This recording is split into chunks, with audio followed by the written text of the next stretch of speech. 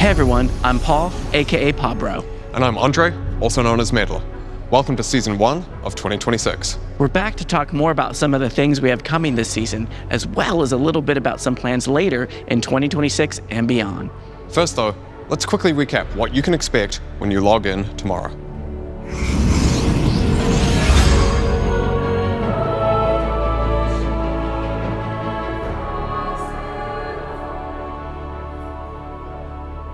Whether you're playing ranked, norms, or swift play, you're in for some changes. Right off the bat, in those queues, you'll be hitting your first minions faster as we increase speeds in champ select and the first minion and jungle spawns. We also adjusted some gameplay systems like Phalites for expanded temporary warding zones, 9 new and returning items, and a new demolish-like mechanic on towers called Crystalline Overgrowth.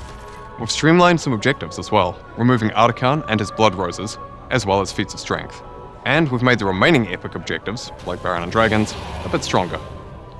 Finally, we're also adding a unique role quest to top, mid, and bot lane, similar to the jungle and support quests, which are also getting some upgrades. Each lane will progress on those quests by killing minions, taking towers, killing enemies, or helping take down neutral objectives. And then once complete, these quests will grant rewards based off your position. That means an increased level cap and free teleport spell for top laners, tier 3 boots and empowered recall for mid, or more gold and a 7th item slot for bot. There's a lot more in store, including a whole bunch of additional changes for Swift Play. If you want a refresher, check out the dev blogs from December that are linked in the description. All right, moving on. Let's talk a bit about what you can expect going into Season 1. As we shared in December, this year we wanted to kick things off with unity, justice, and righteousness. And that means Demacia. But even more importantly, that means it's Shyvana time, y'all! As most of you probably saw in yesterday's cinematic, she's looking pretty nifty with a new design. And after years of waiting, she's finally getting her update in Act 2 of this season. Now, aside from updated visuals for her base human and dragon forms, and of course all her skins, she's got a sort of a Dr. Mundo or Volibear level gameplay rework.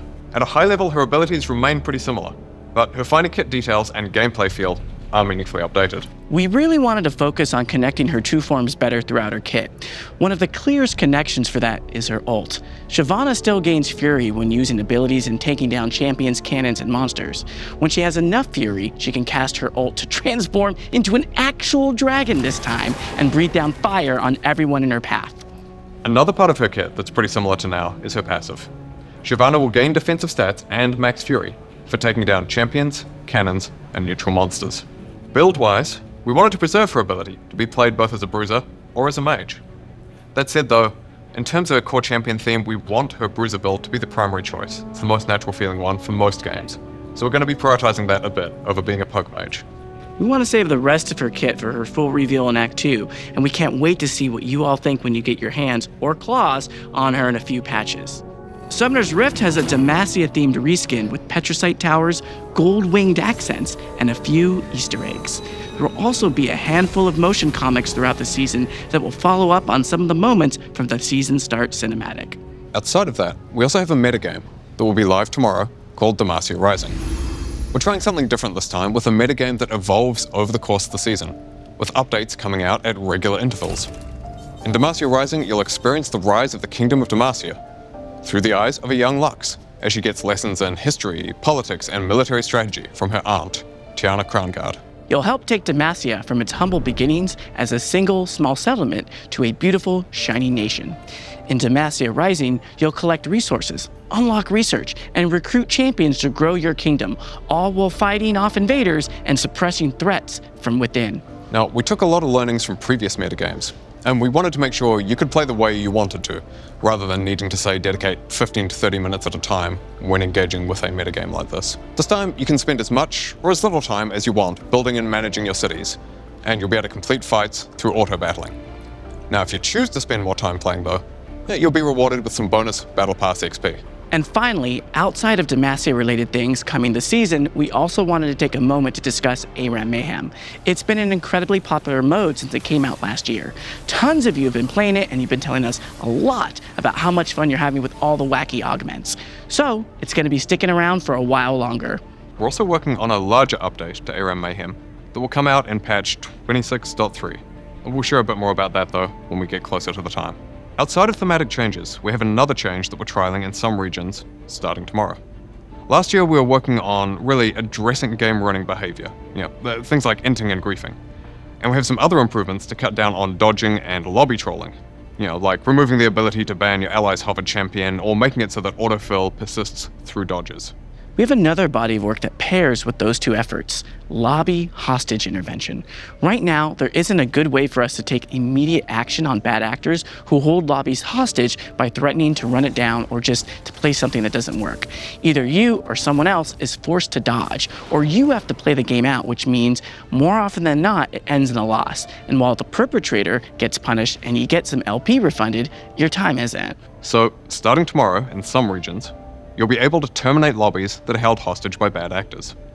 We've been running some tests on live servers for some time now, using your lobby reports to refine the system, and we have high confidence in our day one accuracy. We're not going to explain exactly how this works, because we don't want said bad actors to try and find ways around the system. But we are going to look at a variety of triggers. Things like, text intention. If somebody says, "I'm going to run it down," we're actually going to trust them on that one. Or if they're doing something like taking Ghost Cleanse on a champ in a lane they never play, same deal. If the lobby is terminated, you'll be returned to the queue, similar to how it works now when someone dodges. If you enjoy playing viable off-meta picks, don't need to worry about it. We still want experimentation to thrive in League, so we'll be closely monitoring how the system works with manual reviews. We'll be rolling out these changes to all regions slowly to ensure that it remains high accuracy. Okay, and with all that said, we're now going to hand things over to Riot Hylia and 100-piece Nuggets, and they'll talk a bit about some of the skins we have coming out this season.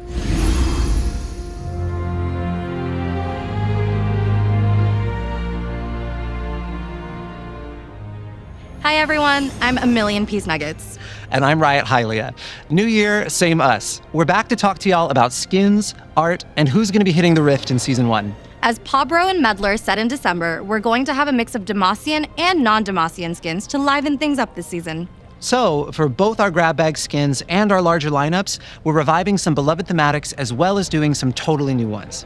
Starting off strong, next patch we'll have skins for all our fellow anime lovers. First up, we have Battle Academia, Briar and Samira, alongside our new stylized take on mecha anime with a skin for Ornn and a new legendary skin for Galio. I am so excited for Aegis Frame Galio. The team's done an amazing job and he is looking so cool in game. So good. I can't wait.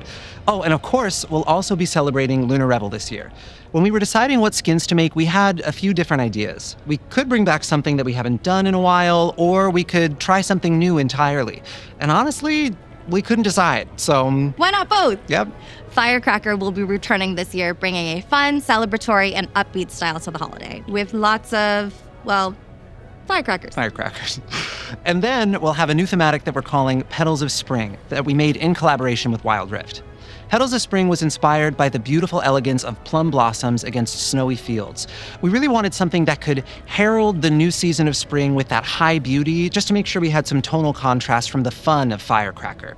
But if you're looking for something a little goofier, don't worry. We have some pretty unhinged ideas for April Fools this year. We certainly do. Like last year, we aren't going with a single overarching theme for April Fools. And instead, we're making skins based on what works well for each champion. And we were inspired by a pretty wide range of things like balloon animals, pugs, Donks, to name a few. Later in Act 2, we'll see a darker side of Demacia with a new set of skins. And we've also got a totally new thematic we're introducing for First Stand this year. It's a brand new take on the established Road Warrior theme, where we're reimagining it in a supernaturally fueled, engine-powered fantasy with more edge, leather, chrome, and maybe a little bit of werewolves? Just a little bit. Just enough, yeah. All right, outside of regular skin drops, we wanted to take a moment to discuss some lists. So first, prestige skins. Prestige Mother Morgana will be out tomorrow. And then later this season, Sona and Mordekaiser will also be receiving prestige skins. Outside of prestige skins, we also have a mythic variant for Aurelian Soul coming next patch. And later this season, Master Yi will be getting one as well. And finally, let's talk about Exalted skins. Last year we mentioned that Viego would be receiving one, and then that he was delayed. But now it's finally time. Next patch, Revenant Reign Viego will come to the Sanctum. We worked with a ton of Viego mains to talk about what the ultimate Viego experience is, and it became pretty obvious. Killing your enemies and taking over their bodies. Oh, and having a huge sword. Right, Yeah. the sword. Yeah, iconic, yeah. So with that in mind, we narrowed in on a combination of those two things. So Revenant Rain Viego collects swords from his enemies, gaining power and unique visual effects for every class of enemy he possesses. There are a ton of cool moments and features in the skin that we cannot wait for y'all to see. So keep your eyes peeled for the trailer that drops later today. And finally, we wanted to let you know that the victorious skin this season will be everyone's favorite mustachioed muscle man, Braum. As a reminder, you can get the skin at any rank as long as you play enough games. All right, well, that's it for us. We'll hand things over to the esports team who've got some updates on their plans for the year.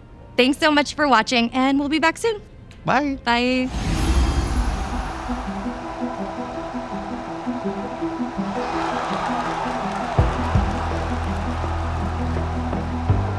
Hi everyone, I'm Waylon, head of international publishing and esports. And I'm Chris, head of League of Legends Esports. We're incredibly excited to welcome you to the start of the 2026 League of Legends esports season. 2025 was a historic year for us, filled with unforgettable storylines, big changes to the format, and incredible competition. And of course, a huge congratulations once again to T1, who made history by becoming the first team ever to win 3 consecutive world championships. What an unbelievable accomplishment for them and for all the fans who followed their journey. Now, as we turn the page to new year, we're ready to kick off another incredible season, one that builds on everything we've learned, celebrates our global community, and continues pushing LoL esports forward. Let's dive into what's ahead for 2026 and some key updates shaping the future of LoL esports. And what better way to begin the season than with our first global event of the year, First Stand. From March 16th to the 22nd, we'll be bringing First Stand to Sao Paulo, Brazil at the Riot Games Arena. Brazil has always been home to some of the most passionate fans in the world, and we couldn't be more excited to bring this event to the heart of CBLOL country. With the LCS and CBLOL returning as independent leagues, the competition will now feature 8 teams battling for early season dominance and regional pride. We'll be welcoming 2 teams from the LCK, 2 from the LPL, and 1 each from the LEC, LCS, CBLOL, and LCP. Every match will be best of 5, which means more games, more silver scrapes, and more opportunities for teams to show their skill, adaptability, and their creativity under pressure. And that's just the beginning of what's ahead for our 2026 global events. After First Stand wraps up in Brazil, we'll head into the Mid-Season Invitational, hosted this year in Daejeon, South Korea, marking the first time we've ever brought MSI to this incredible city. We'll have more to share on the venue soon, but we couldn't be more excited to bring one of our biggest international events to a new stage in South Korea. And as we head into the new season, in the wake of the success of Fearless, we're continuing to refine how League is played at the highest level. We've been exploring an improvement to side selection in order to give players and teams more agency in the draft. Yeah, so after detailed discussions with regional leagues, pro teams, and our gameplay team, we've decided to decouple side selection and draft order through a new approach we're calling First Selection. Here's how it works. Teams who previously had the right of side selection will now have the right of first selection. That means they can choose either which side to play on, blue or red, or whether to pick first or second in the draft. Once that choice is made, their opponent can choose the other. So if Team A chooses to play on blue side, Team B gets to decide whether they're going to draft first or second. Or if Team A chooses to draft first, then Team B gets to decide which side they'll play on. This decoupling gives pro teams more strategic flexibility to shape their approach based on their comfort, their preparation, their opponent scouting, whatever, rather than having to rely on the baked-in advantage that is tied to color. And our goal here is simple. We want to empower teams to make meaningful choices that reflect their strategies and preparation, while also helping to mitigate side imbalance through competitive decision-making rather than through hard-coded advantages. We consider this a minor but targeted update, one designed to complement Fearless draft, not redefine it. We'll continue to test, monitor, and collect feedback from players and fans as the season unfolds, ensuring that this new approach drives the right kind of competitive balance and depth that we're aiming for. As we continue refining how competition evolves, it's just as important to honor the players who have shaped League Esports into what it is today. Hall of Legends will return later than usual this year, but fans can still expect its comeback ahead of Worlds 2026. We'll have more to share in the months ahead, but we can promise that our third inductee is another true icon who has left an unforgettable mark on our esports community. Well, that's a wrap on the latest updates from LoL Esports. We're looking forward to another incredible year of competition, and we'll have more to share soon about our upcoming global events and future updates. So to every player, every team, every fan around the world, we wish you the best of luck in the 2026 season. Let's make it another year to remember for League of Legends Esports.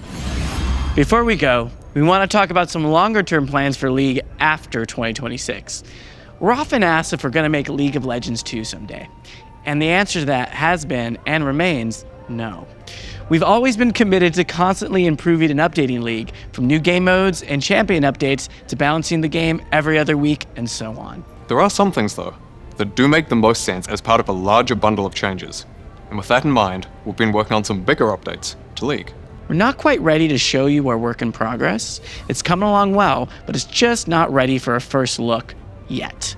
We want to tell you about some of those things that, at this point, the majority of the League team are now working on. So for starters, we're making a brand new around game client that's fully integrated with the in-game experience, rather than being a separate application like today.